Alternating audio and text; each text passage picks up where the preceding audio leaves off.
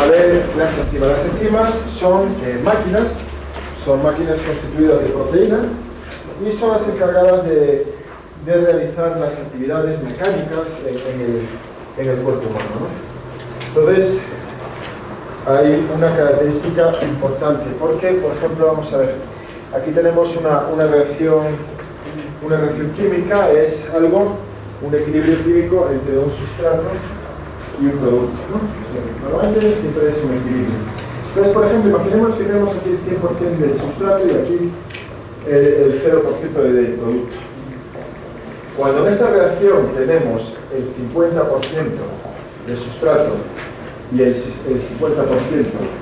de producto, eso se dice que es el tiempo medio de una reacción, ¿de acuerdo? Y todo lo que vemos aquí son tiempos medios, lo que pasa es que se ve un poco desenfocado, ¿no? Quizás bueno, no sé si se ve bien. Son tiempos medios de reacciones. Por ejemplo, hay la OMP descarboxilasa, que tarda 78 millones de años en tener el 50% del producto. Otras, por ejemplo, como la pérdida de un grupo anhidro del carbono, tarda 5 segundos en tener el producto. Ahora, cuando estas reacciones químicas están en presencia de una enzima, es decir, tenemos el sustrato más enzima, se produce un complejo enzima-sustrato y finalmente tenemos un producto más enzima, estas reacciones se, digamos, aceleran. ¿Cuánto? Por ejemplo, imaginémonos, esta reacción que tarda un tiempo medio de producirse de 78 millones de años, una sola enzima es capaz de producir 39 descarboxilaciones por segundo. Acelera muchísimo. ¿Cuánto? 1.4 elevado a la 10 a la 17. O sea, sería un 1 seguido de 1, 2, 3, 4, 5, 6, 7, 8, 9, 11, 12, 13, 14, 15, 16, 17. Sería prácticamente, esto, ¿no? O sea, esto sería un millón de millones, sería pues aproximadamente 140.000 millones de veces de rapidez. ¿Cómo se consigue esta rapidez? Se consigue porque lo que hacen las enzimas es orientar a los sustratos en la orientación correcta. Entonces, podemos poner esto aquí. Fijaos, esto está salido de internet y está mal. Esto sería sustrato más enzima, el complejo enzima-sustrato y producto más enzima. ¿De acuerdo? Entonces, bien, lo que hace la enzima es tener un sitio activo para los sustratos y los orienta de manera que la reacción química es, digamos, rápida y efectiva. Cuando se produce esa reacción química, el producto normalmente cambia de forma y sale del sitio activo. Y la enzima recupera la posición original. Eso es una propiedad característica de las enzimas. Las enzimas hacen su catálisis, pero recuperan siempre la forma original, porque de esa manera están listas para acoplar más sustratos y producir productos. Las enzimas están están formadas de proteína, de una o de varias, ¿no? Entonces, esto es un punto muy importante. Ay, no me he puesto perdonad, no me he puesto claro. Bueno.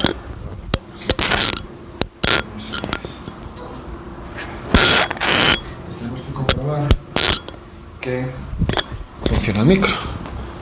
A ver. La camiseta es de Actuaciencia, ¿no? Hago promoción. Dadle a like. Bien. Entonces, hay una cosa muy importante de las enzimas que muchas veces cuando se da enzimología, esto lo puedes apagar porque yo te lo estoy grabando, o sea que no... ¿Sabe el problema? Es que si tú grabas así, cuando yo me doy la vuelta, eso no graba bien. Y ahora esta grabación, que la pongo en el blog y todo, va a estar de calidad porque tengo el micro aquí. ¿Sí? Bien.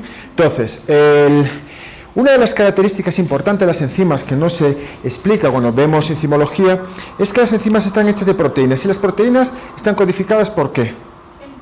Por genes, por ADN. Y el ADN, cuando nosotros lo transmitimos, puede haber mutaciones que ocurren al azar, ¿ok? y eso va a tener influencia en las poblaciones. Me explico. Si yo, por ejemplo, tengo imagínate, este soy yo, ¿no? Y tengo una proteína que tiene esta forma, ¿ok? Esta proteína va a estar codificada por un gen, ¿no? ATG, TA. Entonces yo, cuando transmito mi información a mis hijos, podemos ver que al azar ocurren cambios en la cadena. Normalmente esos cambios, esas mutaciones, son malas. La mayor parte de las mutaciones son malas. A veces pueden conferir una cierta ventaja, pero normalmente son malas. Entonces, vamos a poner un ejemplo. Imaginémonos que yo me divido en Camila y tu nombre es Julieta, ¿no? Entonces, vamos a ver. Entonces, Camila, porque viene de otra clase y ya lo utilicé y es altamente mutagénica. Y Julieta, vamos a ver. A ver, pienso en un gen. Entonces, puedo decirle un gen o puedo decirle una frase, ¿no? Una frase también es información. Entonces, a ver, déjame que piense en una frase. Me estás grabando, ¿no? Sí, bien. Entonces, una frase, a ver. Ya está. Me voy a dividir. Yo me parto a la mitad y ella va a ser una hija y ella otra, ¿no? ¿Cachaste? No. Bueno. Con 10 cañones por banda, viento en popa en toda vela. Venga, pasa la información. Va. Con 10 cañones por banda, viento en popa en toda vela. Venga, pasa. Reprodúcete. Entonces, ellas son mis hijas, ellas son mis nietos. Todo lo que estamos viendo, fijaros, es una genealogía. Y vamos a ver otra, ¿de acuerdo? A ver, ¿tú qué? ¿Qué es lo que te dije que era lo más importante? Ah, ya pasaste tu información a mí. Ok, ¿qué te llevo a ti? Espera. ¿Estás ya? Ok, ¿cuál es tu información? Con 10 cañones. ¿Con 10 cañones? ¿Y tú? Con 10 cañones. A ver, ¿tú cuál es la tuya? Con 10 cañones. ¿Con 10 cañones también? ¿Con 10 cañones y con 10 cañones? Eso me... Bueno, no pasa nada. O sea, lo que ha habido es una delección por los dos lados. Era con 10 cañones por banda, viento en popa toda vela. Y ha salido con 10 cañones. Con 10 cañones y aquí con 10 cañones. Entonces, fijaros, con 10 cañones. No hay diferencia. Entonces, bueno, muy curioso. Entonces, bueno, voy a repetirlo. Entonces voy a utilizar mejor esta línea para que no haya contaminación. ¿De acuerdo? ¿Tu nombre es? Daniela. Vamos a quitar a Juliet. No. A ver, Daniela. Va, me voy a reproducir, ¿de acuerdo? Apurar cielos, pretendo oye que me entendéis así, qué delito cometí. ¿Ya? ¿No? ¿Qué? ¿No? Ay, más corta la frase. Apurar cielos, pretendo oye que me tratáis así. Va. Sí. Apurar cielos, pretendo oye que me tratáis así. Sí, ¿no? Otra vez. A ti te gusta esto, ¿eh? O sea, a ver. Apurar cielos, pretendo oye que me tratáis así. A ver. Vas a mi hija, mi nieta, mi bisnieta. Bueno, ya sé. 1, 2, vale. Me voy a quedar contigo solamente. O sea, vamos a hacer hija, nieta, bisnieto, ¿de acuerdo? ¿Sí? A ver, dejemos que se reproduzca esa, que son de lenta replicación. Cállate. Ok, vale. Lenin, ¿cuál es tu información? Apurarse, no pretendo de que yo les trate así. ¿Y la tuya es? Apurar nietos que se van a quedar así. Apurar nietos. Es fantástico. Apurar nietos que se van a quedar así. Ok, vale, fantástico. Entonces, la frase original era: apurad si os pretendo, ya que me tratáis así, ¿no? Del famoso soliloquio de Segismundo. Entonces, ¿ha habido mutaciones? Sí. Entonces, a lo mejor, lo que es importante es que estas mutaciones, esos cambios, a lo mejor no afectan a la estructura de la proteína, en este caso. Pero, en el caso de Camila, se han metido más genes, o sea, más nucleótidos, y ahora de repente la proteína es así. Entonces, esto es, imaginémonos que esto es mi garganta. Yo tengo como 1 millón de bacterias aquí, pero cuando me enfrío paso a tener 8 millones y ya tengo placas. Entonces tomo un antibiótico, el antibiótico se une a este sitio y destruye la proteína. Y destruye la proteína de todas estas bacterias que son exactamente iguales a la progenitora. Pero ¿qué pasa con la mutante? La mutante, como ha cambiado la forma, y todas las enzimas pueden cambiar la forma, ¿de acuerdo? ¿Por qué? Porque están basados en ácidos nucleicos que se pasan, y al pasar la información, lo mismo que ocurre en el teléfono estropeado, puede haber mutaciones, ¿de acuerdo? Nadie muta porque quiera, ¿de acuerdo? Yo no puedo mutar para ser bello, aunque quiera. ¿Por qué? Porque yo soy producto del ADN de mi padre y de mi madre. Y si por lo que sea no soy lo suficientemente hermoso, pues no voy a, digamos, a dejar descendencia, y otros lo van a hacer por mí. Entonces, fijaros, en este caso, en el caso de la bacteria, fijaros, aquí esto no puede entrar, hace ton, ton, ton, ton, ton, rebota. Bueno, estoy poniendo imaginación, ¿no? Pero al no entrar, esto sigue activo, y por lo tanto todas estas bacterias se mueren, pero esta bacteria, la bacteria mutante, sobrevive. Pero ya no tengo inflamación porque tengo muchas menos. ¿Qué pasa la siguiente vez que yo cojo un enfriamiento y esta bacteria empieza a proliferar? Que aunque le des el antibiótico, como la diana del antibiótico ha cambiado, es inefectivo, ¿de acuerdo? Y ese es un caso de selección positiva. Pero la mayor parte de las mutaciones son malas, porque es muy difícil que una cosa que ocurra al azar tenga unas consecuencias buenas, ¿de acuerdo? Es decir, si yo ahora, por ejemplo, cojo a Camila y la tiro por las escaleras, utilizo a Camila porque está viniendo de segunda clase, ¿no? Y entonces ya es el precio que tiene que pagar. La tiro por las escaleras, lleva golpes en la cabeza, ella de repente no se va a volver más inteligente, lo más normal es que se quede tonta. Pero ojo, hay una cosa que sí está en la prensa, de un tipo que era un vendedor de colchones, esto es verídico, le cayó un rayo y se volvió un genio de las matemáticas. Por lo tanto, que la gente que sabe matemáticas no es que sea muy inteligente, es que tiene una inteligencia distinta, ¿no?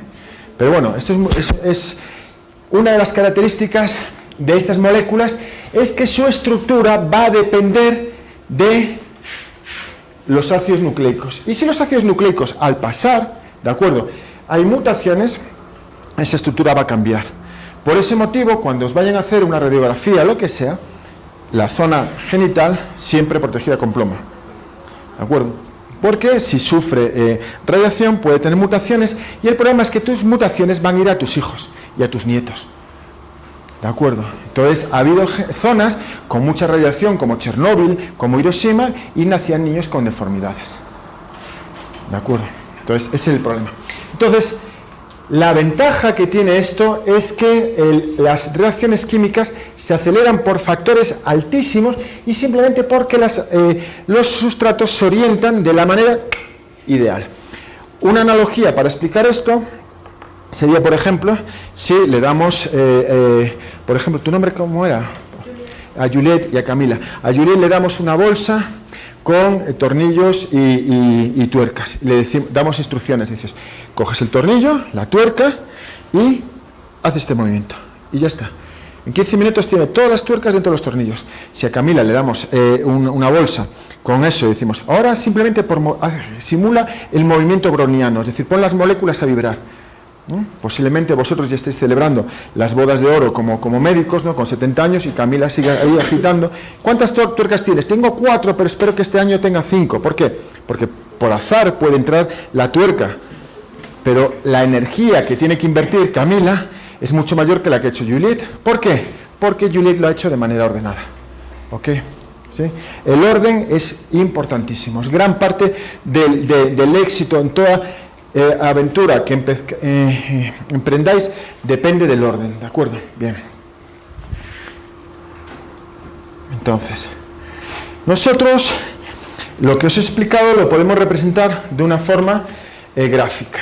Entonces, este tipo de gráficos se utilizan muchísimo en biología, en medicina, ¿no? Es decir, ¿qué significa esto? Significa que todo está controlado, ¿de acuerdo? Menos dos variables, la del tiempo y la de la energía, ¿de acuerdo? Si nosotros manejásemos tres variables, tendríamos que tener algo como esto, ¿no? Una dimensión, otra dimensión y una tercera dimensión, así, saldría como un vector así. En ciencia nosotros solemos trabajar con dos dimensiones, porque trabajar con muchas dimensiones es realmente complicado, y es una de las limitaciones de la ciencia. Cuando vosotros, hay alguien que diga, por ejemplo, yo qué sé, Dios no existe, dices, no, eso tú no lo puedes decir porque no lo puedes probar, y esos son los límites de la ciencia. De hecho, por ejemplo, con los genes es muy fácil hacer experimentación porque cuando haces cambios, ves cambios en la proteína. Pero, por ejemplo, la investigación que se hace con las grasas es dificilísima. Entonces, vosotros en las grasas vais a leer que en los libros antiguos te ponen, no, el HDL es el colesterol bueno y el otro es el malo. Y hoy en día han salido artículos diciendo que eso es una mentira, que es tan necesario el uno como el otro, ¿de acuerdo? Pero ¿por qué la gente falla, los científicos fallan cuando hacen trabajos sobre grasas? Porque las grasas son pleiotrópicas, o sea, si tú mueves una cosa, mueves la otra, sí, pero también mueves otras muchas. Y todo el sistema necesita de esas interacciones. ¿Por qué os cuento esto? Para que entendáis que la ciencia tiene limitaciones, ¿de acuerdo? Ahora, también tiene cosas buenas, es decir, ¿qué es lo bueno? Y por lo que yo os digo siempre que vosotros deis argumentación a vuestras respuestas, que cuando tienes suelo, ¿no? Y si un alumno, por ejemplo, sabe algo y yo me equivoco, lo importante es lo que se sabe, no la autoridad del profesor. ¿Os acordáis lo que os conté de Galileo? No, Galileo dice, si no afirmas que la Tierra, que el universo gira alrededor de la Tierra, te quemamos. Dice, yo lo firmo. Firmó y dijo, y sin embargo se mueve. Y el tiempo le dio la razón, porque la verdad es la que es, ¿no? Entonces, cuando nosotros estamos seguros de algo, tenemos una autoridad. Entonces, nuestra autoridad son los experimentos. Entonces, si yo tengo esto, ¿qué mide? La energía. Entonces, estos son los sustratos que se convierten en producto. Por lo tanto, por ejemplo, esta reacción, ¿qué sería? ¿Endotérmica o exotérmica? Los que habéis estado en la clase anterior, calladitos, por favor, que os veo con ganas de... ¿Por qué? Porque entonces, los sustratos están arriba y los productos abajo. Vale, pues sale.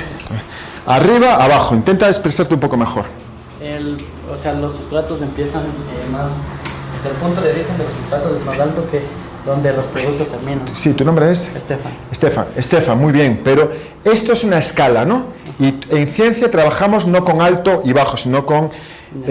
entre el punto de energía... Claro, o sea, aquí hay un valor, esto será 0, ¿no? Ajá. Y esto a lo mejor es 100, esto será 20, ¿no? Bien, entonces hay un valor para la energía en los... Ven, explícalo tú. El valor de energía inicial de los sustratos es más alto que el valor de energía final de los productos. Claro, ¿y se pierde la energía cómo? Sí. Porque sale calor. Sale calor, exactamente, muy bien. Y si ahora tuviéramos los productos aquí, la reacción sería... Endotérmica. ¿Y dónde saldría la energía? ¿Cómo? Claro, o sea, es decir, si de aquí pasa aquí, produce calor, Ajá. para pasar de aquí a aquí, que a veces hay reacciones endotérmicas, Se enfría. no. ¿De dónde sale la energía? No, ¡ey! Los que ya habéis estado en la clase anterior no habléis. ¿De dónde sale la energía? ¿De dónde sale la energía para mover el cuerpo humano? ¿De dónde sale la energía? Claro, de ATP. De acuerdo, entonces si yo, por ejemplo, se puede sentar, sí. Si este borrador tiene más energía aquí que aquí, ¿no?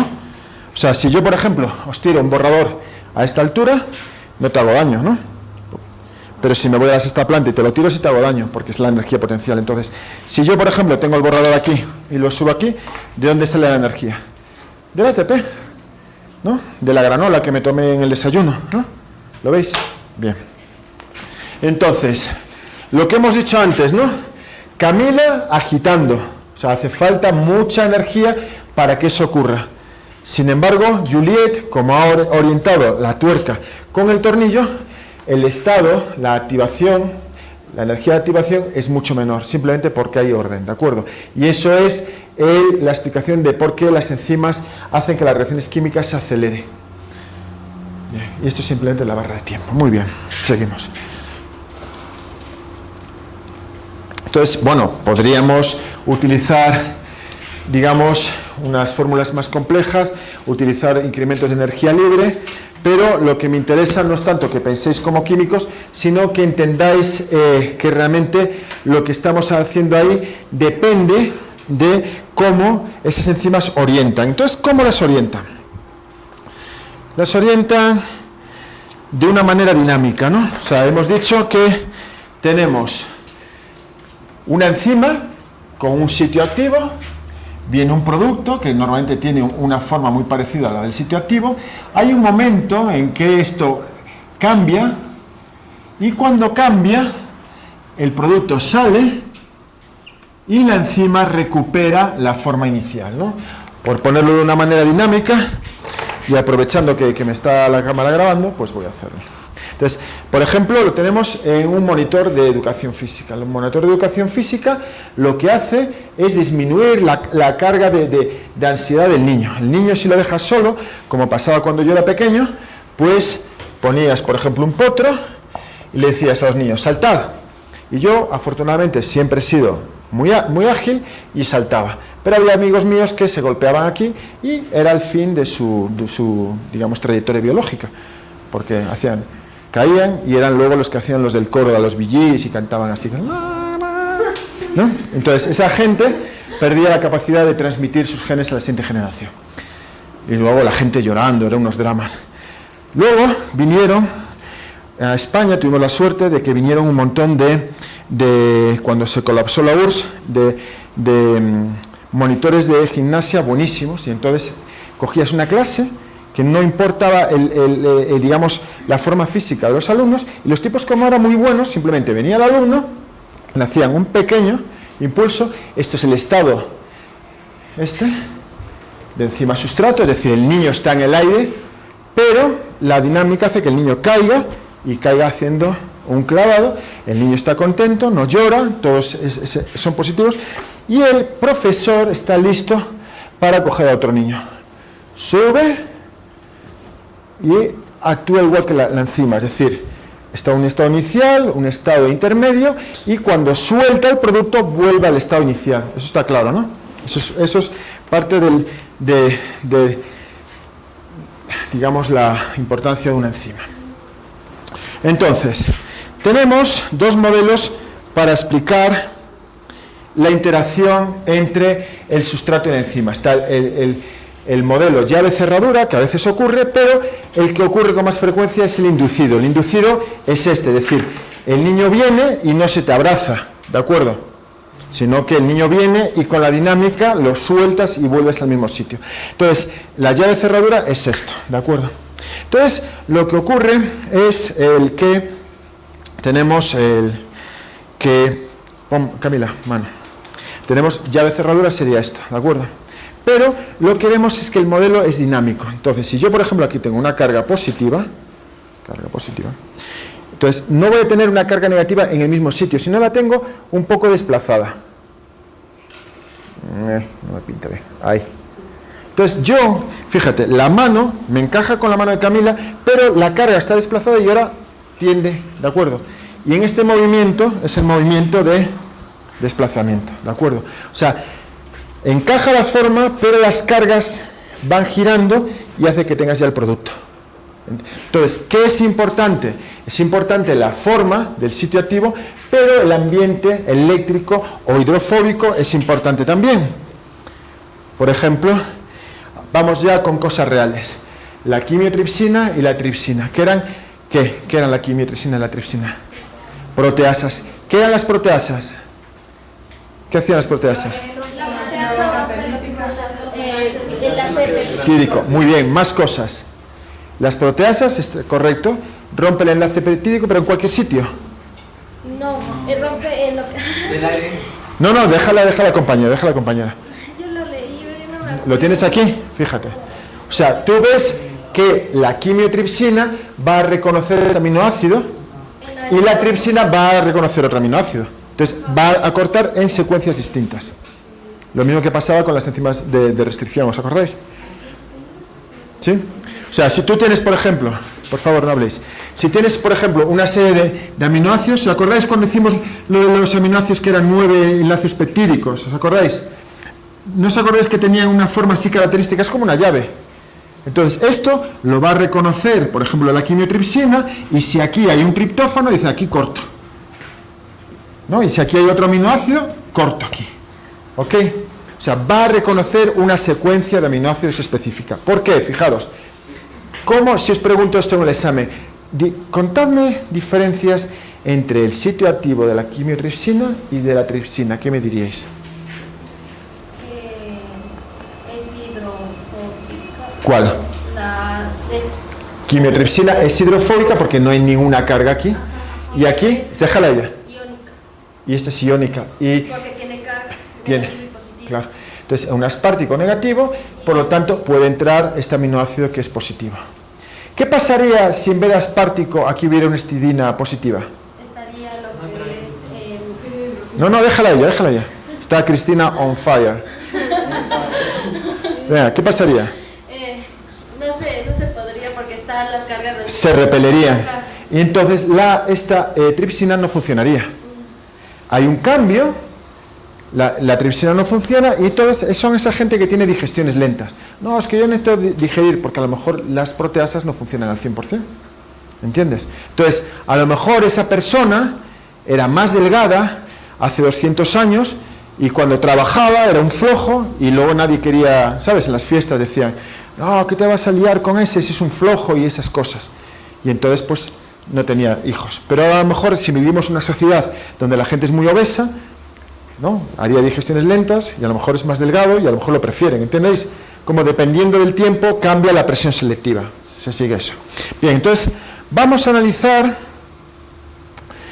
esto es la quimiotripsina, y este es el modo de acción. La quimiotripsina es una enzima, y cuando se descubrió el mecanismo de acción, todo el mundo estaba súper como, ¡wow! Hemos descubierto cómo funciona la enzima. Hoy en día, esto ya no es excitante, está en los libros de texto, y lo que está en los libros de texto, mirad a esos alumnos, ¿sabes? Como, ¿no? Es aburrido. O sea, cualquier cosa que es súper excitante lo pones en formato clase y se convierte en aburrido. Pero creedme, cuando los bioquímicos descifraron este sistema, estaban tan orgullosos y tan, ¿sabes? Era un momento.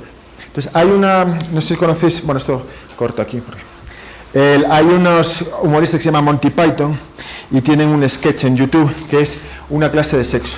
Entonces sale el típico profesor haciendo lo que hacemos los profesores. A ver, fulanito, ¿y usted qué haría? Pues yo le excitaría el clítoris. Y dice, hola, ¿dónde vas, animal? Un beso, no sé qué. Entonces es muy gracioso. Entonces llega un momento que el profesor baja a una cama y viene su mujer y practican el coito, y todos los alumnos, uno mirando por la ventana, otro ahí rascando aquí en la mesa. O sea no, pierden completamente interés porque está en formato clase, ¿de acuerdo? Es muy interesante. Pero bueno, los profesores intentamos dentro de lo posible transmitiros que esto es súper chévere, ¿no? Que esto es súper interesante. Bien, entonces vamos allá, vamos a analizar esto. Esto es la quimiotripsina. La quimiotripsina tiene esta forma y está compuesta, por ejemplo, aquí en la zona al lado del sitio activo de 3 aminoácidos: serina 195, histidina 57 y aspartico 102. ¿Qué significan estos números? 195, 57 y 102. ¿En qué parte del gen o en qué parte del polipéptido? ¿No? Muy bien. Entonces, ¿por qué no están consecutivos? No está, por ejemplo, 57, 102, 195.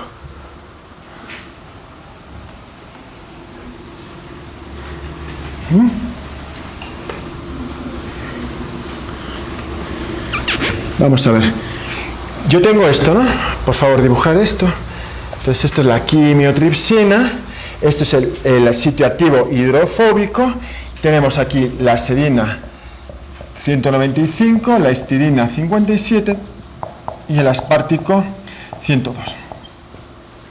Entonces, ¿cuál va a ser el aminoácido 1 de ese polipéptido?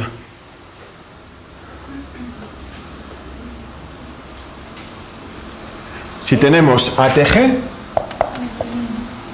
metionina, ¿no? Entonces, fijaros, metionina va a ser el aminoácido 1. ¿Cuántos nucleótidos hacen falta para hacer la metionina? 1, 2 y 3. La serina 195, la serina, está en la posición 195, va a estar codificada por qué nucleótidos. ¿Me podéis multiplicar 195, por favor, por 3?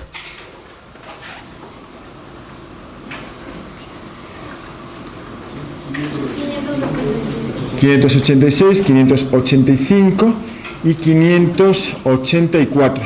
Imaginémonos TCT. TCT me va a dar serina, ¿ok? Entonces, vemos que la serina es un aminoácido que tiene un grupo alcohol, un OH aquí. Y este OH es importante porque el hidrógeno va a venir para la histidina 57, como vamos a ver ahora, y este oxígeno, como le va a faltar un electrón, lo va a coger de este carbono y de esa manera la proteína se queda anclada covalentemente a la enzima.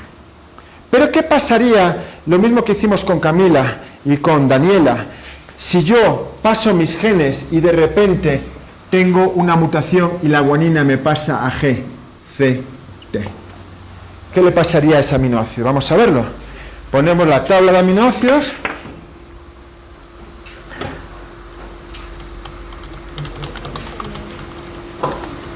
Bien, si tenéis una tabla, pues me viene bien. Entonces, con la tabla, ¿qué vemos? ¿Qué sería ahora GCT? GCT, alanina. Ok, vamos a ver cómo la alanina. Tiene un OH ahí. La alanina tiene un grupo metilo, no hay OH. Por lo tanto, si hubiera esta mutación, si pasásemos a una serina que tiene un grupo H, que me viene bien, a una alanina que va a tener un grupo metilo, ¿podría funcionar? No. Entonces, lo que tendríamos sería un simple nucleótido me da una proteína completamente distinta. Y eso se puede ver cuando estudies genética. Hay una enfermedad, o no me acuerdo cuál, que un simple cambio en un aminoácido hace que el niño no tenga sensación de dolor y los tienes que vigilar porque empieza a comerse las manos y se las come. Porque es para ellos un trozo de carne, no siente el dolor, ¿de acuerdo? Y es un simple cambio en un nucleótido que hace un cambio que es fundamental, ¿de acuerdo? Entonces, las proteínas son máquinas perfectas, pero como son un reflejo del código genético, vamos a tener en la población personas con, digamos, enzimas distintas. La mayor parte de las mutaciones no afectan, porque yo si, por ejemplo, tengo una mutación aquí en el aminoácido, por ejemplo, 20, me da igual porque está aquí. Me da igual tener esta forma que tener esta. ¿Lo veis, no? Pero una mutación en el sitio activo normalmente tiene consecuencias letales, ¿ok? Entonces, ya que estamos, quería simplemente explicaros por qué cuando hay diferencias, lo mismo que hay en las diferencias en belleza, todo el mundo puede entender cómo se seleccionan, podemos aplicar a una diferencia, a una mutación que en principio era mala, pero que se convirtió en buena. Me voy a explicar. Vamos a ver, por ejemplo, el mapa del mundo. Entonces, hace 15.000 años había una glaciación, ¿no? Todos habéis visto Ice Age y ese tipo de cosas, ¿no? Ok, bien, entonces, vamos a poner esto. No sé si bueno, a coste me llega. Entonces, hace 15.000 años, ahora, por ejemplo, los hielos, sabemos que están aquí, ¿no? A ver si bajo esto un poquito, ¿no? Bueno, aquí me vale esto. Este me vale. Aquí. Bueno, así no me tengo que esforzar. Los hielos ahora están por aquí, ¿no? En Groenlandia, norte de Canadá, Siberia, pero hace 15.000 años estaban aquí abajo, completamente abajo. A ver si se puede ampliar un poquito más esto, porque así. Ahora. Ay, qué cosas más raras me hace. Perdonad. A ver. Ahora. La barrita, aquí está, ya la veo. Bien. Entonces los hielos estaban aquí abajo. Entonces, hace 15.000 años, fijaros que hace 2.000 años nació Jesucristo, era cuando estaban los romanos, hace 15.000 años no había Europa, estaba todo cubierto de hielo, los pocos europeos que habían estaban en el sur de España, en el sur de Grecia y unos poquitos en Italia, muy poquitos. Pero fijaros, los hielos llegaban hasta aquí, por lo tanto la población que había en China y en la India era inmensa. Y eso explica por qué no hay gente blanca en Asia. Porque cuando apareció una mutación aquí, que esa mutación hizo que esa persona fuera más blanca de piel y tuviera los ojos azules, es decir, una falta de pigmentación. Nosotros necesitamos pigmentación, ¿para qué? Para protegernos de los rayos del sol. Pero apareció uno, y ese uno se fue para el norte y fue el que pobló todo esto. Es lo que se llama cuello de botella. Por ejemplo, todos los indígenas americanos proceden de unas pocas familias que cruzaron hace 40.000 años por el estrecho de Bering. Esas familias, había una que tenía la nariz ganchuda. Por eso la rinoplasia es la operación estética más frecuente en el Ecuador, porque la gente ve la nariz y dice, ay, es indígena, y como los indígenas son pobres, dicen, no quiero tener nariz indígena, y se las ponen respingonas, lo cual es una aberración, y es no estar, digamos, cómodo con la historia de uno. Ojo con eso, vamos a ver más cosas, ejemplos de esos. Entonces, si tú tienes esa nariz es porque antiguamente alguien pasó, y eso es parte de tu historia, y es realmente, digamos, algo de lo que hay que sentirse orgulloso. Fue una aventura. Bueno, entonces, ¿qué pasa aquí? Si aquí apareció una mutación de alguien rubio con los ojos azules, como la población era muy grande, sabemos que esa mutación, la gente rubia, cuando tiene hijos con alguien moreno, los hijos son morenos, ¿de acuerdo? Y como había más gente morena, esa mutación desapareció. Pero porque aquí hizo la más predominante en el norte. Bien, os lo voy a explicar ahora. Estamos aquí, ¿no? Hace 15.000 años el planeta vuelve a calentarse y los hielos van para arriba y hay un tipo de aquí, no voy a decir español porque obviamente español no existía, pero bueno, yo, imagínate, que voy para el norte, en plan, me voy para ahí porque aunque hace más frío, hay más caza, ¿no? Y no tengo tanta competencia. Bien, entonces soy yo, cubierto con un gorrito y cubierto con unas pieles. ¿Por qué? Porque hace un frío que pela, ¿no? Bien. Y yo, mis hijos, tengo 5 hijos, y como soy un buen padre, a todos les pongo el gorrito, y ¿no es? Yo todos mis hijos los tengo bien tapados. Y todos mis hijos se parecen a mí. Y yo, en aquel momento, hace 15.000 años, era moreno, muy moreno, como es típico la gente del sur de España. Bien. Pero el de en medio, me ha salido mutante, y es blancurrio. Y todo el mundo, te han puesto en las cachas. ¿Sabes? La típica broma, ¿no? Es tu hijo. Entonces, y los hermanos dicen, blancurrio, que parece... Pero de repente, es el más alto de todos, y blancurrio, y los calla con un puñetazo. Y las chicas lo prefieren porque es más alto, es más fuerte, y además tiene una característica que tiene los ojos azules. ¿Por qué él es más alto que los hermanos? No lo digáis vosotros, ¿eh? Porque es más alto. Os voy a dar una pista. Si vais a Londres, en Londres hay un montón de mujeres que van burka, porque son mujeres de los petroleros, y van con burka porque son musulmanas estrictas, de mi edad, y van en sillas de ruedas. ¿Por qué? Van cubiertas. En Londres, que es un sitio que se pasa todo el año nublado, reciben poca luz.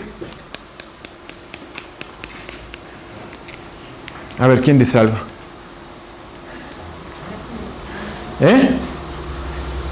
La luz es importante para pasar de provitamina B a vitamina D, que es la que actúa en la calcificación de los huesos. Si tú tienes más vitamina D, vas a tener huesos más largos, más calcificados. ¿De acuerdo? Entonces, al ser más alto, tenía una ventaja física y también de atractivo para las mujeres. Y luego, por lo tanto, iba a ligar más. O sea, es como lo típico, ¿no? Salgo yo y Bad Bunny, ¿quién va a ligar más? Pues, bien, entonces, es así. Entonces, pero tenía también otra que es los ojos azules. Y, fijaros, nosotros tenemos sexo para buscar variabilidad. Y eso es una cosa que está ya demostrada por la ciencia. Entonces, por ejemplo, ¿tu nombre cómo es que me acuerdo ahora? Ariane, es verdad. Ariane tiene un complejo de histocompatibilidad, que son una serie de genes. Si yo cojo un hombre que tenga el mismo complejo de histocompatibilidad genético que Ariane y otro que tiene un complejo distinto, solamente las camisetas, y se las doy a oler, ella va a escoger el que tiene el complejo de histocompatibilidad distinto. No se sabe por qué, pero es así siempre. Escogemos siempre el instinto. Entonces, eso se llama, si por ejemplo cogemos un frasco de moscas, hembras, receptivas sexualmente, y ponemos, por ejemplo, full machos con ojos rojos y un macho con ojos negros, el de ojos negros va a dejar más descendencia. ¿Por qué? Porque a las moscas les gusta el que es distinto. Y lo mismo le pasó a este. ¿De acuerdo? Y bueno, voy a repetir el mismo chiste porque es tan bueno que conté en la clase que lo vuelvo a repetir. Los profesores hacemos eso, es decir, yo por ejemplo cuando estaba en España ligaba menos que aquí, porque claro, aquí soy exótico. O sea, estoy más viejo cuando estaba yo, pero ¡ay, qué simpático, qué gracioso, ¿no? Cómo habla y tal. Y yo me aprovecho de eso, bueno, esas cosas. Entonces, eso se llama la ventaja del macho solitario. Y luego, además, como aquí no había gente, se produce un efecto fundador, lo mismo que las familias que entran con la nariz con ganchuda. Entonces, esta gente pobló todo el norte de Europa, ¿de acuerdo? Y eso sería una curiosidad. Lo mismo que, por ejemplo, si vais a África, pues hay pigmeos o hay por ejemplo, hay masáis altísimos. Pero ¿por qué de repente la gente rubia se convierte en la gente sexy? Bien, la gente rubia se convierte en la... Europa siempre fue un continente en la esquina. De hecho, los mapas actuales ponen a América aquí y a Asia en el centro y Europa en un lado, que es como se tiene que poner. Pero como Europa tiene mucho poder, siempre está en el centro. Y no es verdad. O sea, lo que le dio a Europa ese papel fue la conquista de América, la conquista de África, ¿no? Eso hizo que un montón de dinero fuera para allí y se convirtiera en gente rica. Además, tuvieron unos cultivos como el maíz y la papa, que en el norte de Europa solo cultivaban cebada, y la cebada da muy poca energía. Los alemanes estuvieron comiendo los mocos hasta hace poco. Lo que le dio esta porción del mundo una potencialidad para mantener grandes poblaciones fueron la papa americana y el maíz. Entonces se volvieron ricos. Y entonces, claro, ¿qué pasa? La porafobia. Asociamos riqueza con belleza. Entonces, fijaros, hoy en día en Brasil, las mujeres cuando se quieren quedar embarazadas y recurren a la inseminación artificial, compran aquí el semen. Es gente rubia. Y hay páginas en Suecia de bancos de semen que aparecen tipos suecos, rubios, no, tengo un PhD, soy deportista y tal, y venden, compras el semen.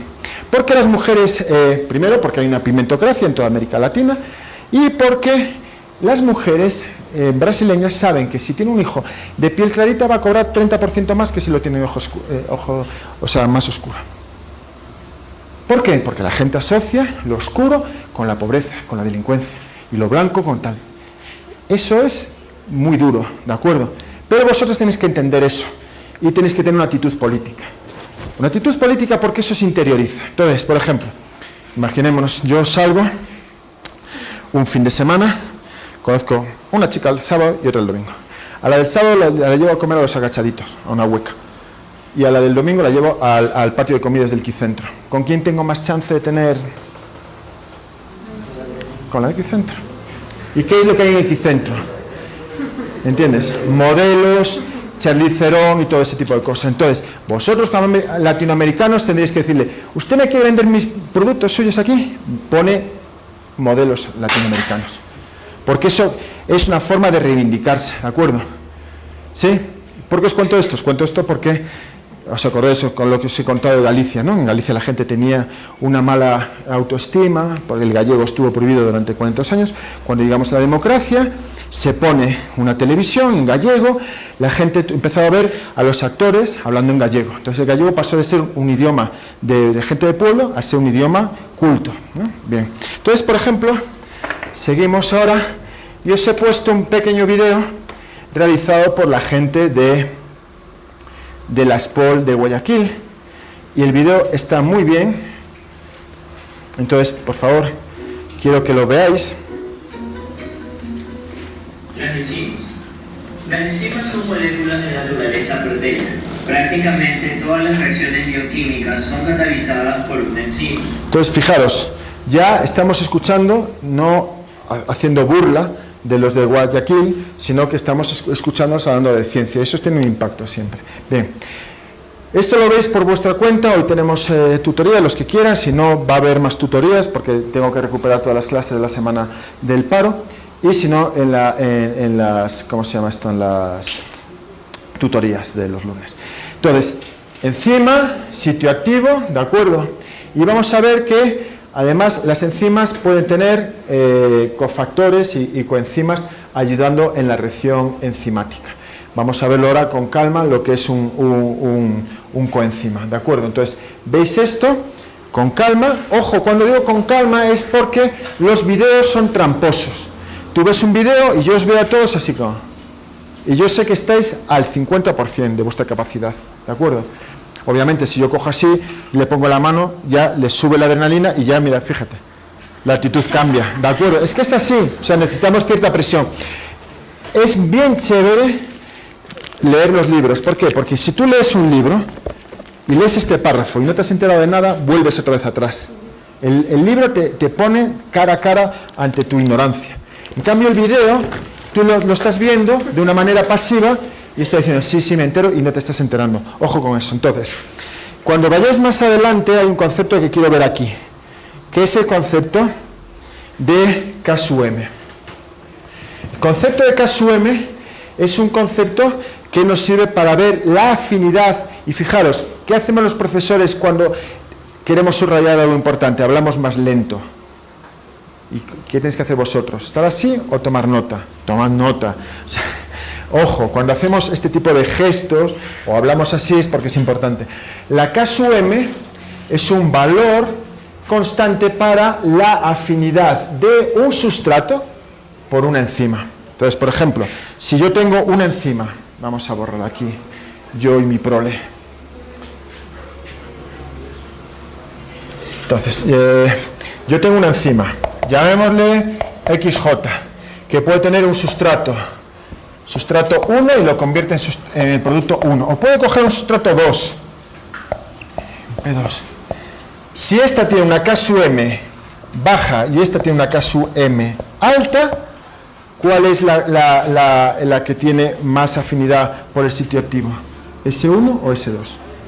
Eso puede ser una pregunta, ¿de acuerdo? De examen. Entonces, vamos a... Claro, más K sub M, más afinidad. Y no, es una relación inversa. Vamos a ver aquí. Imaginémonos que esta es la enzima, ¿no? Y esto es el producto S1. Oh, es que se mueren estos. Y ahora vemos la misma enzima con este producto. ¿Lo veis? Una K sub M alta quiere decir que tenemos poca afinidad por este sustrato. ¿Lo veis? Entonces, necesitamos mucha cantidad de sustrato para que, por casualidad, esto entre en el sitio activo. En cambio, aquí, con que haya muy poquitas moléculas, van a entrar fácilmente porque no solamente encaja la forma, sino también las cargas positivas y negativas. ¿Os acordáis cuando hice lo del virus, que lo movía así, clac, clac, clac, clac, clac, clac, y se armaba? Entonces, si la forma, tú no te acuerdas, ¿no? Si la forma es determinada y las cargas son perfectas, la probabilidad de que entre el sustrato es muy alto, ¿no? Entonces, eso lo podemos ver en esta gráfica. Entonces, ojo con las gráficas hay que analizarlas. Entonces, ¿qué variables tenemos aquí?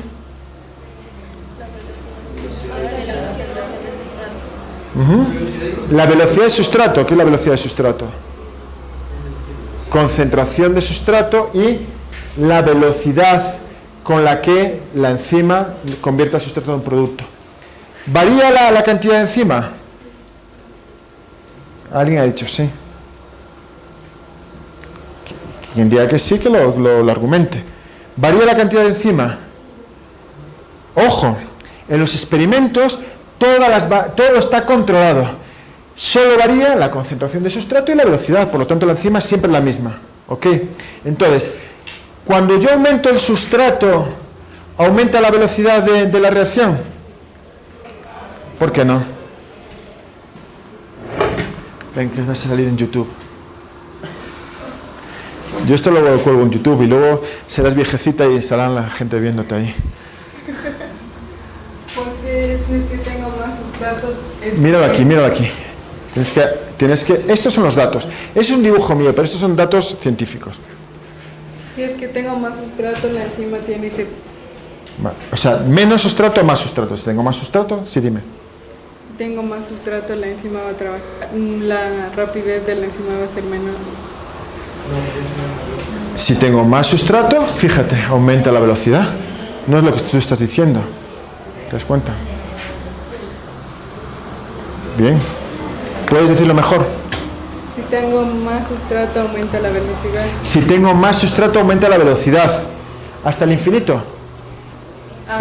Es que os fijáis, ¿no? Aquí hay una relación directa. Aumento la concentración y aumenta la velocidad. Pero llega un momento que se satura. ¿Por qué? ¿Tu nombre cómo es? Romina. ¿Romina qué? Gil.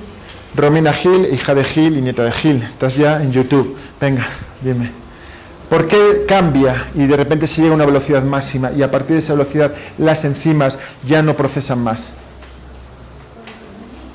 Porque ya no sé el sustrato que podía...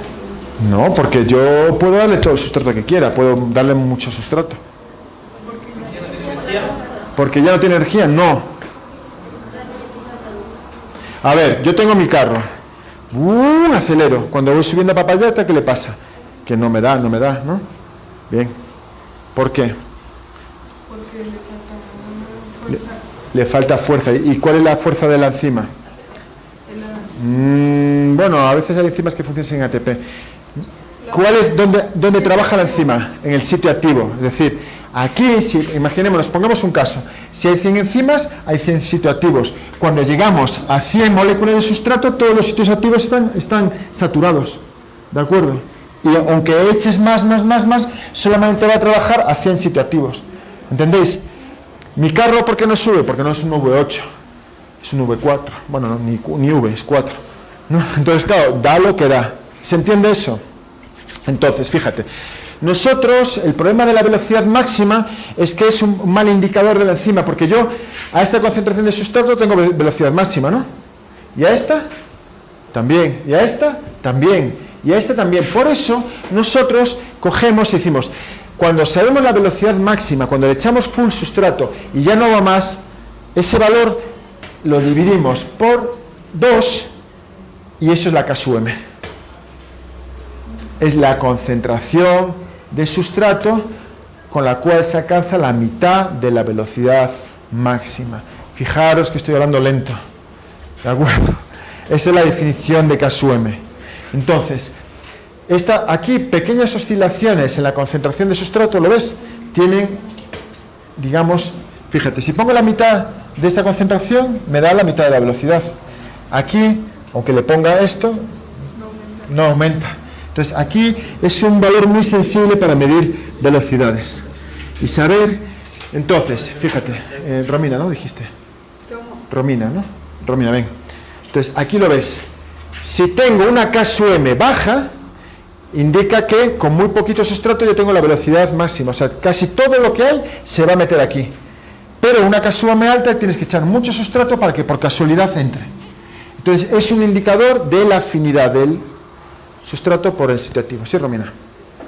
Muy bien.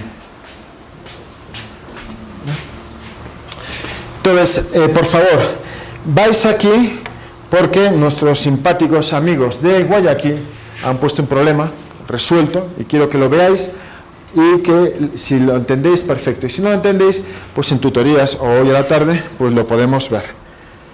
Ok, entonces, volvemos a donde estábamos. ¿Dónde era?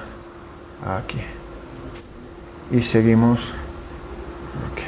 Me queda media hora antes de poneros el examen y seguimos con enzimología.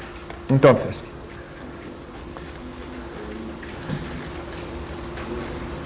hemos visto cómo funciona. Nos hemos quedado aquí, ¿no? Entonces, tenemos la quimiotripsina. Me vais a permitir un momentito, no habléis por favor, para ver cómo funciona molecularmente esta actividad enzimática. Entonces, tenemos, fijaros, el enlace peptídico. Había dicho Cristina que las enzimas proteasas reconocían aminoácidos característicos y producían el corte aquí. Entonces, los átomos importantes son el carbono carboxílico, el nitrógeno amino y el OH de la serina y este nitrógeno de la histidina 57. O sea, aquí si esta histidina cambiara por otra cosa, tampoco funcionaría. Entonces vamos a ver cómo ocurre. Sabemos que los átomos tienen distintas afinidades, ¿de acuerdo? Hay algunos que tienen, como el oxígeno, que son muy activos, otros menos. Entonces, este nitrógeno, que tiene 2,5 enlaces, porque tiene este enlace que se pone aquí, no es un tercer enlace, sino que es un electrón que está en resonancia, y este nitrógeno tiene avidez por este hidrógeno, por este electrón, y lo coge, y se carga positivamente. Ahora, este oxígeno, que es muy reactivo, necesita un electrón para completar su nube, ¿no? Y lo va a coger de este. Y este va a romper el enlace, el doble enlace, y el oxígeno se va a quedar con carga negativa, y este oxígeno es altamente reactivo. Esto pasa en fracciones de milisegundos. Bien, ahora la proteína está unida covalentemente a la quimiotripsina. Bien. Sabemos que al final de esta reacción química, la enzima tiene que volver a tener un OH en la serina. ¿De acuerdo? Lenin, ¿qué pasa? ¿Qué estás mirando en la lejanía? Entonces hay como vente para aquí, Lenin, ven para aquí. Vente para aquí, porque estás durmiendo. Si te estás durmiendo... Vale, muy bien. Entonces, ahora has quedado inmortalizado en YouTube, ya saben, Lenin. Bien, entonces, ahora, fijaros, este oxígeno reconstituye su doble enlace, ¿y dónde lo quita? De la unión del nitrógeno con el carbono. Se rompe el enlace peptídico. ¿Y os acordáis que cuando se formaba el enlace peptídico se liberaba una molécula de qué? La molécula de agua que se liberó vuelve a entrar, no la misma, otra, obviamente. Entonces, este hidrógeno viene para este nitrógeno de la histidina 57, que era muy reactivo, y este hidrógeno viene para aquí, la molécula que se carga positivamente, y este OH viene al carbono carboxílico para formar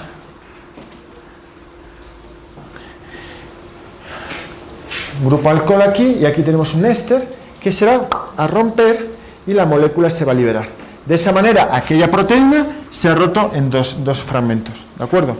Cuando yo os digo, tengo una proteína y un sitio de corte aquí, pues lo que ocurre es que aquí hay una serie de aminoácidos, se va a unir la proteasa y me va a cortar la proteína, aminoácido 1, 2, aminoácido el que sea, y me va a cortar en un fragmento y en otro, ¿de acuerdo? Bien, entonces, ¿alguna duda de aquí? ¿No? Entonces hemos dicho que, por ejemplo, las actividades enzimáticas necesitan de cofactores, ¿no? ¿Por qué? Imaginémonos, aquí no se ve muy bien, dejadme que voy a ampliar.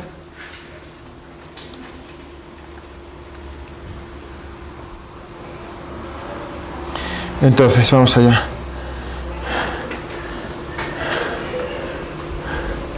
Fijaros, tengo una molécula, tiene un grupo alcohol y necesitamos eliminar este hidrógeno.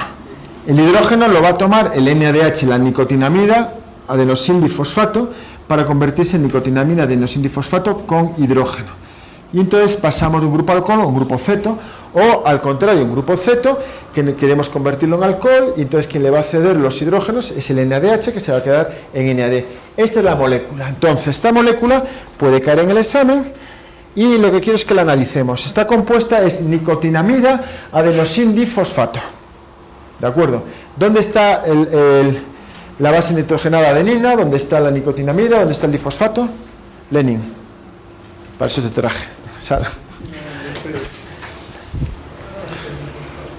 No me pintes ahí, no. Solo me con el dedo. ¿Dónde está la adenosina? La adenina. ¿Qué era? ¿Una purina o una pirimidina?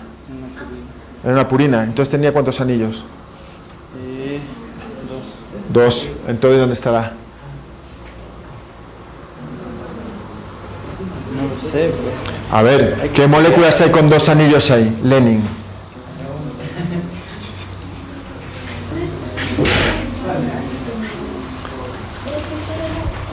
Vamos a enfocar a Lenin ahí, la cara.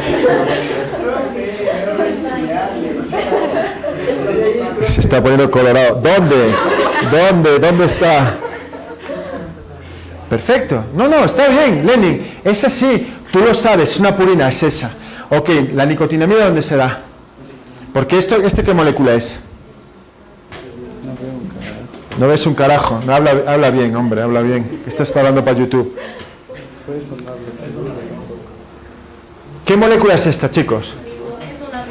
Es una ribosa. Ah, es una ribosa. ¿Y por qué una molécula tan importante, un cofactor que interviene en tantas reacciones químicas, es una ribosa y no una desoxirribosa?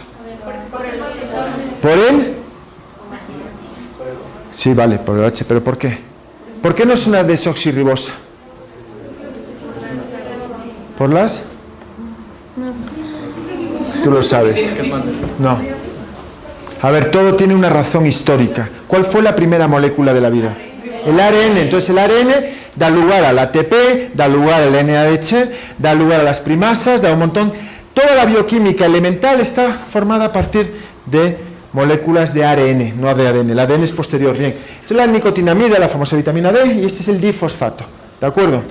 Entonces, si yo os pregunto, por ejemplo, Lenin, ¿cuál es el átomo de carbono que va a captar los hidrógenos? Analiza la molécula. Esto lo tenéis que hacer todos en vuestro grupo de trabajo y hacer la pregunta, ¿no? Imagínate que estamos panas, estamos estudiando y digo, Lenin, ¿dónde está? Analiza, sal ahí. ¿Dónde está el carbono en esa molécula que capta los hidrógenos? ¿De acuerdo?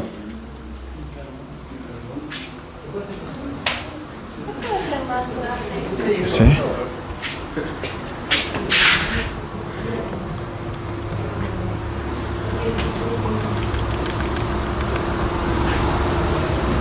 Yo ya lo sé, obviamente. Y Lenin tiene que saberlo también. No pasa nada, todos nos equivocamos. Ahora estamos en clase, no estamos en examen.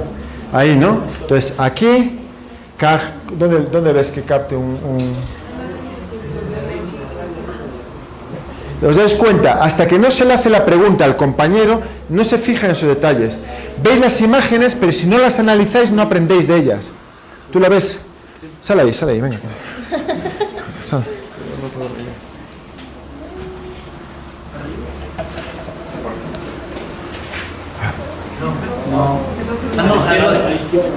Sal tú.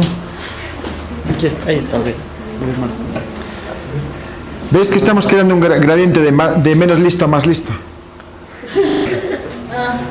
Esto es competición, muy bien ahí, muy bien. No, todos se han quedado como, es posible, pero Lenin, te das cuenta, ¿no? Estás en una competición, ¿de acuerdo? ¿Sí? Ok.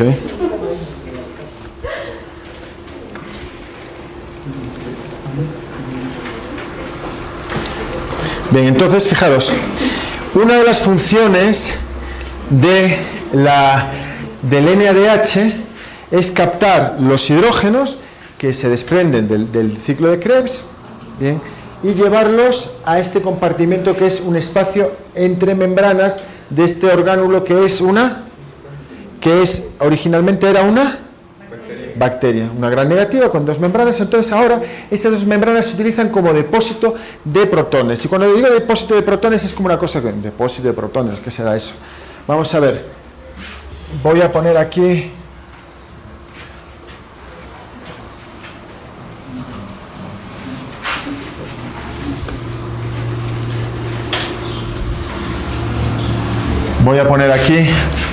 esto. Esto es la costa de Ecuador, las palmeras, esto es la selva.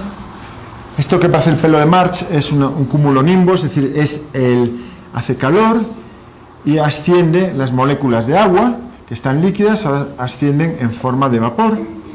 Y son arrastradas, sabéis que las nubes en Ecuador siempre vienen de la selva hacia la costa, ¿no? Es una característica de los vientos, ¿no?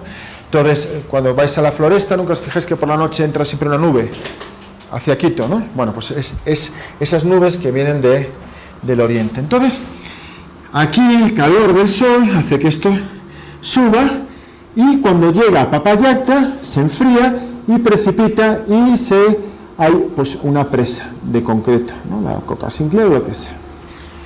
Esto es exactamente lo mismo. Las nubes se encargan de llevar esta molécula, que son 2 hidrógenos y un oxígeno, aquí. Aumenta la energía potencial. ¿Ok? Nosotros, en la célula, tenemos un motor que funciona exactamente igual. Fijaos. Yo lo que como es azúcar, ¿no? Glucosa. ¿La glucosa de dónde viene? De las plantas, ¿no? Ok, por ejemplo. Pero, ¿cómo las plantas que utilizan para hacer la glucosa?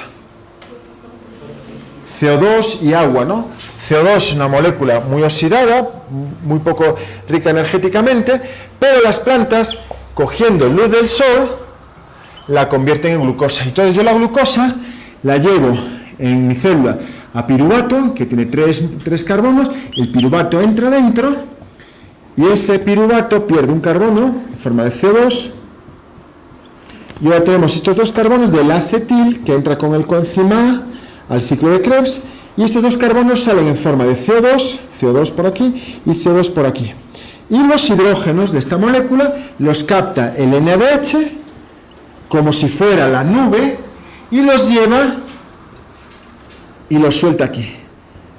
En vez de soltarlos en la coca Sinclair, los suelta en este compartimento y vuelve otra vez a ser NADH.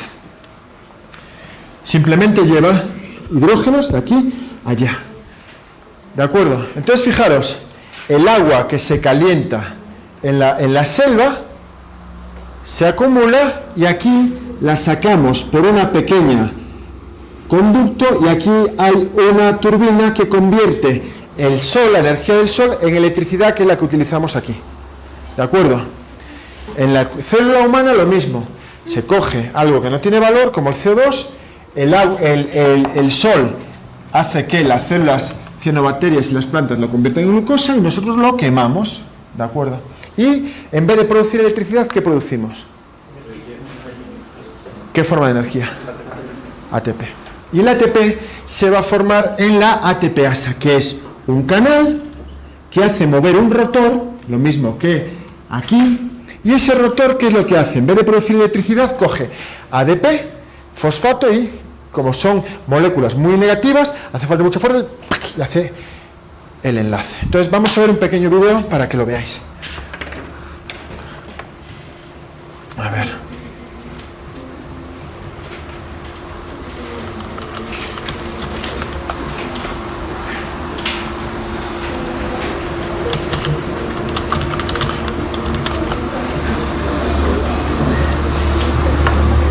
El complejo ATP sintasa es una enzima que funciona de manera similar a una turbina.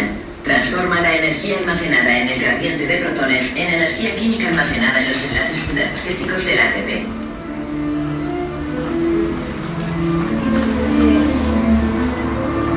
Ya no está grabado, así.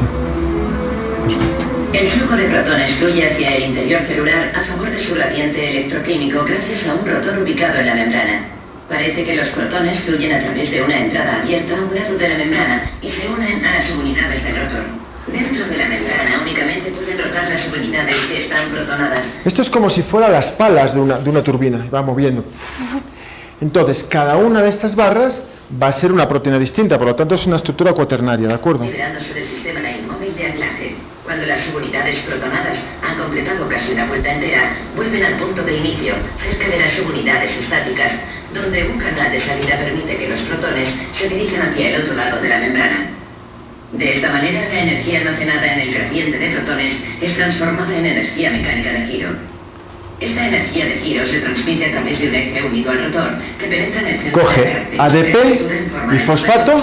La ATPasa F1, que cataliza la síntesis de ATP.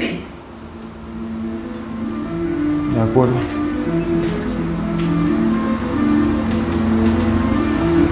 La porción de la ATP sintasa. ¿Cómo se obtiene esta estructura? ¿Mediante qué técnica? Pregunta de examen. ¿Qué técnica utilizábamos para la cristalografía y ¿la qué? ¿Os acordáis? El chorro de agua en la mano y cuando ponías así difractaba, ¿no? Pero en vez de chorro de agua, ¿qué le dábamos? Le dábamos con unas ondas de alta energía que eran rayos X. difracción de rayos X. ¿Os acordáis? Con eso podemos obtener hélices alfa, láminas beta y tenemos la estructura. Cuando tenemos la estructura, ¿qué podemos hacer? Coger una biblioteca de moléculas y ver qué molécula entra y puede parar esta máquina, y eso sería un medicamento, ¿de acuerdo? Bien, seguimos entonces. Entonces, fijaros, el NADH, lo mismo que la nube, coge, en vez de agua, coge los protones, los cede aquí y luego vuelven a entrar y mueve la ATP sintasa. ADP más fosfato, ATP. Esto es una enzima también, ¿de acuerdo? Bien. Y el NADH es un cofactor. Entonces, bueno, aquí viene como lo que habíamos visto ya, ¿no? Tenemos el ADP con dos fosfatos, fijaos, son fosfatos inorgánicos con cargas negativas, o se repele, y se le va a meter un tercer fosfato, ¿ok? Bien, entonces. Bueno, pues, ¿alguna duda hasta aquí?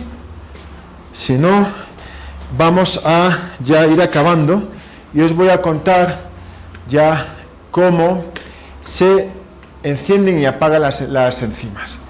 Las enzimas, como son máquinas, tienen que estar activas y unas van a estar activas en distintos momentos del día, ¿de acuerdo? Entonces, va a haber dos mecanismos muy básicos de regulación enzimática. Una es la regulación alostérica y otra va a ser la regulación por fosfatos. Vamos con la alostérica.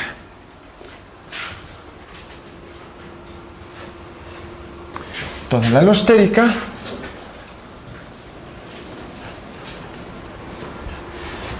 aquí vamos a poner esta imagen, y esas son esas imágenes que también os digo, tú lo ves en el libro de Dessel, que es muy buen libro, ¿no? Pero esta imagen se entiende a medias. Vamos a esto a verla más en la línea de tiempo. Vamos a hacer 4 dibujos en vez de 2 para que se entienda mejor. Y por favor, lápiz y papel. Cristina, venga, va. Sí, Arián también. Entonces, tenemos una enzima. Esta enzima tiene dos sitios activos, que los vamos a representar de esta forma. Y tiene un sustrato. De acuerdo. Entonces vamos a poner esto mejor así.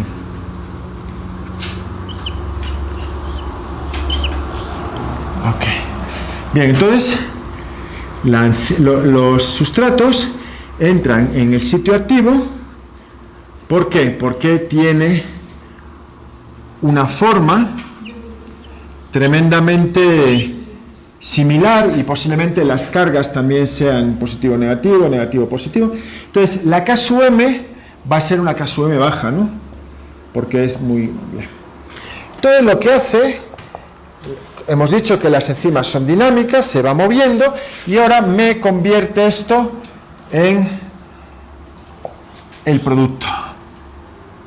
Y el producto va a salir porque, digamos que la enzima tiene un sitio, ¿no?, que cuando se produce el producto hace que esto se salga, y ahora la enzima va a quedar como estaba al principio.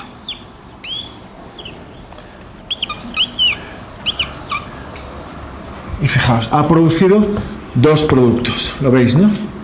Vamos a ponerle aquí ese de sustrato. Entonces, normalmente el producto de esta reacción va a ser el sustrato de otra reacción, y a medida que estoy haciendo producto, este producto se está yendo a otra reacción. ¿Me seguís ahí, no?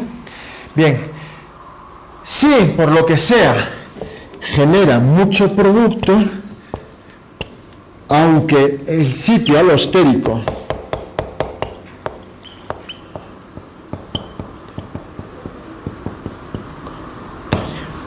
no tiene una K sub M elevada. ¿Por qué tiene una K sub M elevada? Porque el match no es perfecto. Pero al haber mucho, llega un momento que esto entra, y al entrar cierra el sitio activo. ¿Sí? Imaginémonos, ¿os acordáis cuando os puse el ejemplo de la monitora? Imagínate, estás pasando niños y al final tienes a niños ahí encima de la tal, entonces ya no puedes trabajar bien, porque tienes muchos niños de este lado.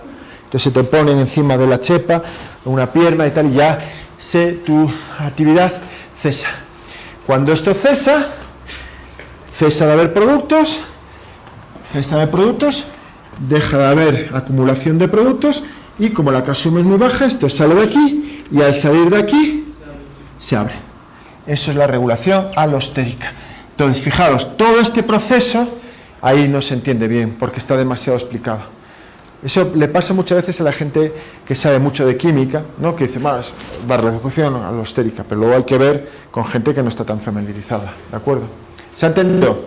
Si no se ha entendido, lo vuelvo a explicar. ¿Sí? ¿Todo bien? Los que estéis ahí sufriendo de calor. Bueno. La otra regulación es la mediada por fosfatos. Y aquí es chévere trabajar con las manos pintadas. ¿Os acordáis de mi mano, no?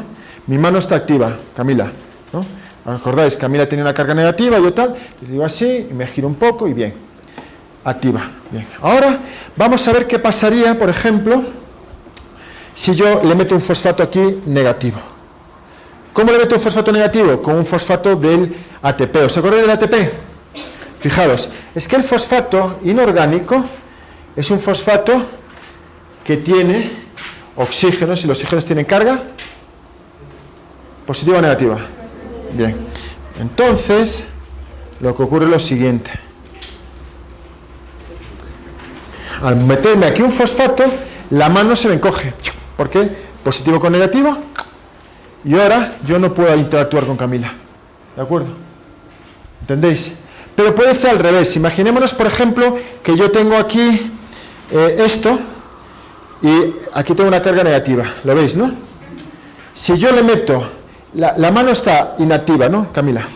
La mano está inactiva. Si quiero activarla y le meto aquí un fosfato negativo, negativo con negativo, se repele y ahora ya puedo actuar. ¿De acuerdo? O sea, que las cargas, los fosfatos pueden ser para activar o inactivar. En este caso, por ejemplo, tenemos una enzima, la glucógeno, le llaman glicógeno, pero en español será glucógeno fosforilasa, esta, que cuando no tiene fosfato está inactiva. Y cuando le metemos un fosfato se activa. ¿De acuerdo? ¿Qué es lo que hace esta enzima? Esta enzima coge el glucógeno y lo va eliminando las subunidades de glucosa y la glucosa va a entrar en la glucólisis. Ok, entonces, yo he desayunado arepa hoy a las 6. A las 7 de la mañana, que tengo full azúcar en sangre y tampoco estoy haciendo demasiado porque estoy viendo internet, que esa enzima que estará activa o inactiva. ¿Y por qué? Inactiva. ¿Quién ha dicho inactiva? ¿Tú qué dices? ¿Activa o inactiva? A ver, tienes que decir algo. Estás en clase de... ¿Activa o inactiva? ¿Ves? Sal ahí. Que estás como el conejo cuando se le enfocan con las luces largas. Así, en estrés. Y tú, venga. Sal tú también, venga. Sal. Toca. ¿Tú qué dices? ¿Activa o inactiva?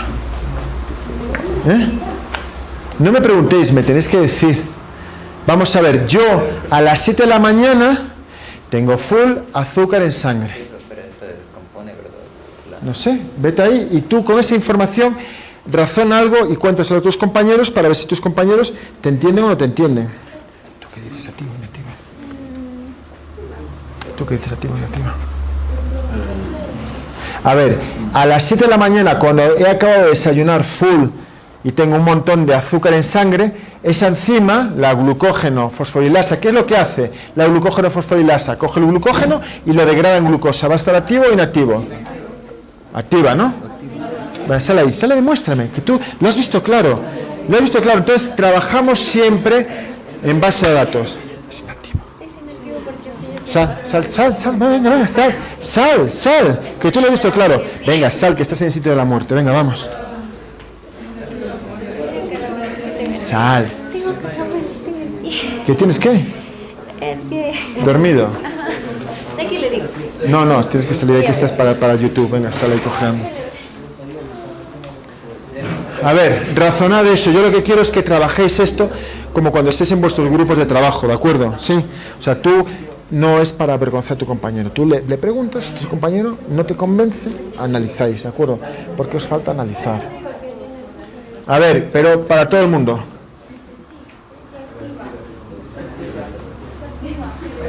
¿Está activa o inactiva? A ver, ¿quién dice activa? Pues a ver, quien diga activa, que salga y que demuestre. Claro, ahí ya entra la cobardía. Pues no, sois científicos, estamos trabajando con datos. A ver, tú decías activa, tú decías activa. Demuestra tu razonamiento. ¿Tu nombre es? Martín. ¿Martín qué? Novoa. Novoa, hijo de Novoa y nieto de Novoa, ¿no? Ajá. Venga, vamos allá. A ver, pero ¿me puede repetir la pregunta para hablarle bien? La glicógeno fosforilasa, que lo que hace es coger el glucógeno y degradarlo a glucosa para que se queme en la glucólisis, ¿está activa a las 7 de la mañana o está inactiva? Y tú dijiste activa, ¿por qué? Después de desayunar. Sí. Porque va a degradar la glucosa, la que necesita. No. ¿Qué es lo que va a degradar? El glucógeno. ¿Qué es el glucógeno? El glucógeno es un polímero de glucosa, es una forma de almacenar glucosa. Entonces tú dices que está activa. ¿Os ha convencido? ¿Ha aportado pruebas? No. Entonces vas tú, venga. Tú opinabas que era inactiva, ¿por qué? O sea, después del desayuno ya es inactiva. Al momento, antes de desayunar está activa. Después del desayuno está inactiva porque ya acumuló suficiente glucosa. Entonces ya no tiene que degradar glucógeno. No, a mí no me está convenciendo eso. ¿A vosotros? Nada menos. ¿Eh? Antes del desayuno podríamos decir que está activa porque no hemos consumido ningún tipo de alimento y necesitamos la reserva de glucógeno. Pero después del... Perdón un momentito, fijaos la actitud de él. La actitud de la persona que está segura, ¿de acuerdo? ¿Sí? ¿Tu nombre es? Juan Pablo. Juan Pablo. Saluda a la cámara. Dile, hola, misa. No, pero es verdad, venga, va, di. Y después del desayuno, al día ingerir alimentos que pueden ser con carbohidratos, descomponemos los carbohidratos para generar glucosa. Y tenemos full. Ya tenemos glucosa y necesitamos degradar el glucógeno, que es cuando... No necesitamos degradar el glucógeno. Ajá. Entonces, esa enzima está inactiva. Perfecto, ¿lo entendéis? Claro, porque si ya tengo full glucosa, ¿para qué voy a coger la de reserva y gastarla también? ¿De acuerdo? Es la de reserva. ¿Entiendes? Entonces, esta enzima está activa ahora. Yo llevo desde las 7 de la mañana sin comer. ¿Entiendes? Entonces yo ahora estoy cogiendo mi glucógeno y lo estoy pasando a glucosa. Ahora está activa. ¿Entiendes? Yo no puedo tener una enzima que sintetice glucógeno, que es lo que pasa a las 7 de la mañana. Yo tengo full glucosa y lo que tengo que hacer es coger esa glucosa y meterla de reserva. Y no puedo tener la enzima que está sintetizando glucógeno y la que está rompiendo el glucógeno funcionando al mismo tiempo. No tendría sentido. Por eso regulamos las enzimas. Apagamos una y encendemos la otra. Y podemos utilizar la alostérica o podemos utilizar el fosfato. Genial, muy bien, perfecto. Una actividad como de reserva nada más. No, vamos a ver, imagínate, vamos a ver. Está bien, me ha gustado esa actitud. ¿Por qué? ¿Tu nombre era otra vez? Martín. Martín está teniendo una actitud honesta con el conocimiento. Y dices tú, no lo he entendido perfectamente, yo te lo explico, vamos a ver. 7 AM, hay full glucosa. Vamos a pintar así, full glucosa en sangre. Uy, dame ese negro, por favor. Ahí, este me escribe. Full glucosa en sangre. ¿Y qué estoy haciendo yo a las 7 de la mañana? Viendo internet. Entonces, esto lo que hago es, lo voy a acumular en glucógeno, que es una molécula así, de reserva, porque tengo demasiado. Entonces, la enzima que está activa es esta. La enzima activa. Y esta, que lo que haría es esto, la glucógeno fosforilasa, vamos a ponerlo así. Glucógeno. ¿Por qué no me grabas? Vale. Fosforilasa va a estar off, inactiva, porque si esta está activa, esta está apagada. Cuando trabajéis con vuestros compañeros, no paréis hasta que el compañero lo entienda. Entonces, vamos a ver qué pasa a las 14:00, que no tengo nada de azúcar.